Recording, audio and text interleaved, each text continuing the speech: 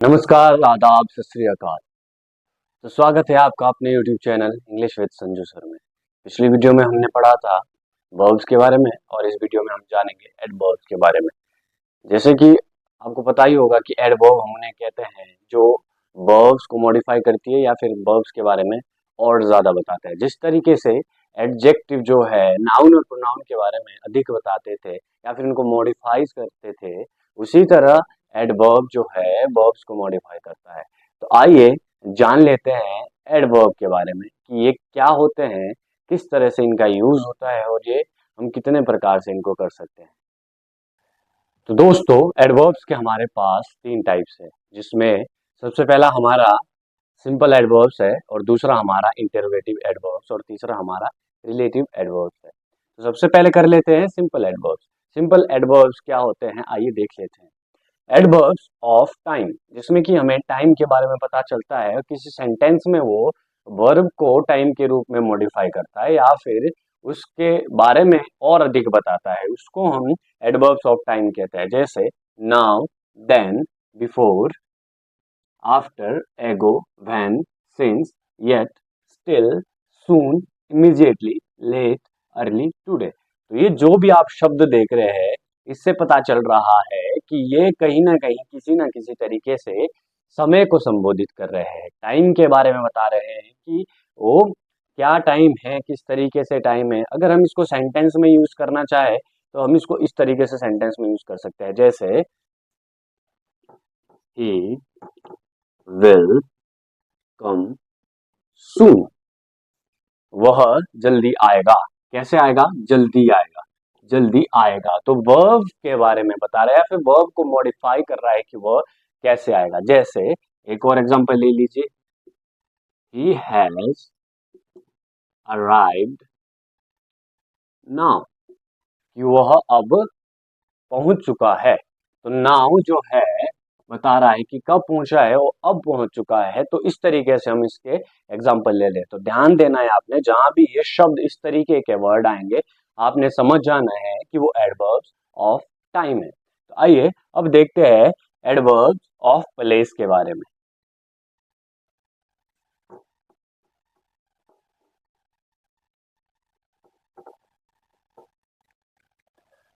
तो दोस्तों, adverbs of place नाम से ही पता चल रहा है, जिसमें कि आपको किन स्थान के बारे में पता चले कि किस स्थान पर कोई वर्ब या फिर कोई क्रिया हुई है। जैसे एडवर्ब ऑफ प्लेस में here, there, without, above, somewhere, away, below, inside, up, down, far, near.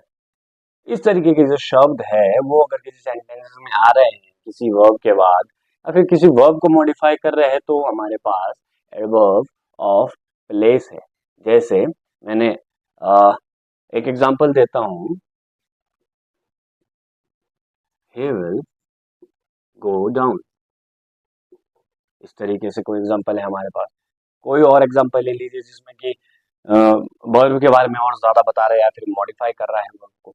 अब है हमारे पास एडवर्ब ऑफ नंबर, जिसमें हमारे पास नंबर के बारे में पता चलता है। Once, twice, thrice, again, always, की जो वो चीज है या फिर जो वस्तु है या फिर हम कह सकते हैं उसे जो फिर वर्ब है, क्रिया है, वो कितने टाइम में हो रही है और किस तरीके से हो रही है। एडवर्ब ऑफ मैनर और क्वालिटी, मतलब उसके मैनर और क्वालिटी के बारे में कि अच्छी है, बुरी है, फास्ट है, स्लो है। तो इसमें हम मैक्सिमम हमारे पास जो है शब्दों के अंत में एल वाई देखने को मिलता है। इससे पहचान सकते हो आप एडवर्ब ऑफ मैनर या फिर एडवर्ब ऑफ क्वालिटी को। जैसे स्लोली, क्विकली, बेडली, नाइसली, इस तरीके से आप पहचान सकते हैं। एडवर्ब्स ऑफ डिग्री और क्वांटिटी, जिसमें कि हमें किसी मात्रा या फिर उसकी क्वांटिटी के बारे में पता चले कि वो कितनी है। जैसे very, much, too, quite, less, more या फिर एनफ, की चीज कितनी है और उसके बारे में हमें पता चले कि वो संख्या में या फिर हम कह सकते हैं उसको कि वो मात्रा में कितनी है। संख्या में हम नहीं कह सकते, हम मात्रा में कहेंगे कि कितनी मात्रा में वो चीज है। तो वहां पर एडवर्ब्स ऑफ डिग्री और क्वांटिटी यूज किया जाता है। अब देखते हैं एडवर्ब्स ऑफ रीजन और इफेक्ट, जहां पे किसी रीजन और इफेक्ट के बारे में पता चलता है। जैसे hence, therefore, consequently. Adverbs of affirmation and negation, जहाँ पे हाँ या ना में बात की जाती है। अफर्मेशन हाँ, नेगेशन ना, नकारात्मक रूप से, जैसे yes, no, perhaps, indeed, not, इस तरीके के शब्द।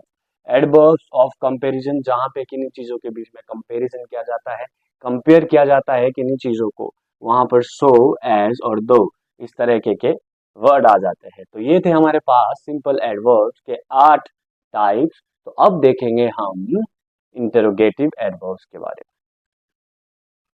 इंटेरोगेटिव एडवर्ब्स, जिसमें कि हमें पता चलता है कि कोई ना कोई क्वेश्चन पूछा जाता है। इंटेरोगेटिव, इंटेरोगेशन, इंटेरोगेट, इस तरीके से जो भी एडवर्ब्स में, जिन्हीं भी एडवर्ब्स में आपको लगे कि क्वेश्चन पूछा गया हो, या फिर वो इन वर्ड से स्टार्ट होते हो, इन वर्ड से स्टार्ट होते हो, तो वहां पर इंटरोगेट एडवर्ब्स यूज किया जाता है। लेकिन स्टार्ट नहीं हो, वो किसी न किसी वर्ब को भी मॉडिफाई कर रहे हो, या फिर उसके मीनिंग में कोई बदलाव ला रहे हो, या फिर उसके बारे में और ज्यादा बता रहे हो, तो वो इंटरोगेटिव एडवर्ब्स होंगे। जैसे टाइम के लिए हम यूज करते हैं व्हेन, हाउ लॉन्ग।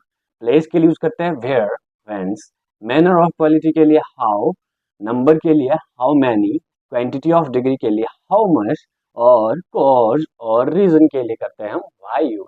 तो ये है हमारे इंटरोगेटिव एडवर्ब, जिन्हें कि हम किसी भी क्वेश्चन में यूज करते हैं। तो ये जो हमारे इंटरोगेटिव एडवर्ब्स है, ये सब्जेक्ट वर्क करते हैं किसी भी सेंटेंस में, और वर्ब को मॉडिफाई करके उसके बारे में और अधिक बताते हैं। तो अब जान लेते हैं रिलेटिव एडवर्ब्स के बारे में। रिलेटिव एडवर्ब्स, जैसे कि आपको ये वर्ड्स दिख रहे होंगे, व्हाट, विच, हु, व्हाई। अब आप कहेंगे सर, ये वर्ड्स तो हमारे पास इंटरोगेटिव एडवर्ब्स में भी आए थे। जी हाँ, आए थे, लेकिन वहां पर प्रश्न पूछने के लिए यूज किया जाता है, जबकि यहाँ पर दो सेंटेंसेस और क्लोज को जोड़ने के लिए इनका यूज किया जा सकता है। कैसे? जैसे मैंने कहा, this is the book which I bought. तो ये विच का जो यूज है, वो दो सेंटेंसेस को जोड़ने के लिए हुआ है, ना कि कोई क्वेश्चन बनाने के लिए। एक और एग्जांपल देख लीजिए, this is the reason why he failed. ये व्हाई क्वेश्चन की तरह नहीं, बल्कि एक कनेक्टर की तरह यूज हुआ है, मतलब दो सेंटेंस को जोड़ रहा है और उसके मीनिंग को मॉडिफाई कर रहा है। तो ये थे हमारे 3 टाइप्स एडवर्ब्स के बारे में, जिसमें हमने सबसे पहले पढ़ा सिंपल एडवर्ब्स, दूसरे नंबर पर पढ़े इंटरोगेटिव एडवर्ब्स, और तीसरे नंबर पर हमने पढ़े हमारे रिलेटिव एडवर्ब्स। अब जान लेते हैं कि एडवर्ब्स का फॉर्मेशन कैसे होता है और एडवर्ब्स बनती कैसे है। एडवर्ब्स को हम कैसे बना सकते हैं, या फिर एडवर्ब्स की फॉर्मेशन है वो कैसे तैयार कर सकते हैं। सबसे पहले बाय एडिंग एल वाई, किन्हीं भी शब्दों में एल वाई को ऐड करके हम उसको एडवर्ब बना सकते हैं, जैसे truly, faithfully, nicely, wisely, firstly और नियरली। और by prefixing a letter to preposition, किसी भी प्रीपोजिशन में कोई भी प्रीफिक्स लगा दिया, जैसे अहेड, असाइड, अब्रॉड, लॉन और before. by combining a noun and an adjective, जैसे sideways, midways, otherwise। तो इस तरीके से जो है हम एडवर्ब का निर्माण कर सकते हैं, ly को जोड़कर, प्रीफिक्स को जोड़कर किसी प्रीपोजिशन में, या फिर किसी नाउन और एडजेक्टिव को जोड़कर हम क्या है, एडवर्ब का निर्माण कर सकते हैं। तो आइए अब देख लेते हैं जल्दी से इसकी एक्सरसाइज, ताकि वीडियो लंबी ना हो। तो जल्दी से देख लेते हैं exercise. He was kind enough to encourage me. I am badly in need of your help. This load is too heavy for me to lift. कहीं इसे टू पढ़ते हैं, ये टू नहीं है, इसका प्रोनाउंसिएशन टू होता है। टू, थोड़ा सा स्ट्रेस देके इसको हम टू पढ़ते हैं, तो हम कहेंगे इसको, this load is too heavy for me to lift. The book is very interesting. He is too clever for me। ये थी हमारी एक्सरसाइज एडवर्ब्स को लेकर, और आज हमने जाना एडवर्ब्स के बारे में।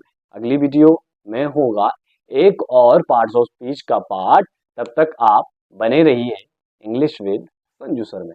धन्यवाद।